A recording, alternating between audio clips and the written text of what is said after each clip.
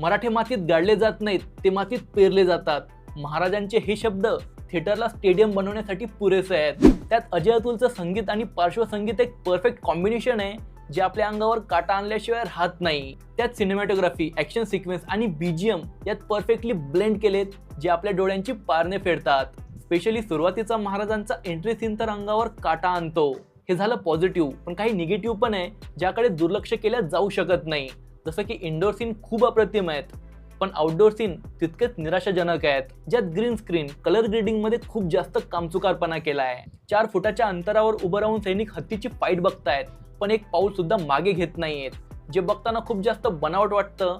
तर असे big detailing खूप सारे आहेत. त्यात संजय दत्त अफजल खानच्या भूमिकेत फिट बसतात की नाही हा डिबेटेबल टॉपिक आहे, कारण ते एक सारख्या भूमिका करून टाइपकास्टेड झालेले आहेत. एकूण काय तर ट्रेलर हा टीजरपेक्षा खूप पटीने चांगला आहे, पण सिनेमा प्रेक्षकांच्या अपेक्षांवर खरा उतरेल की नाही हे एक मेलाच कळेल.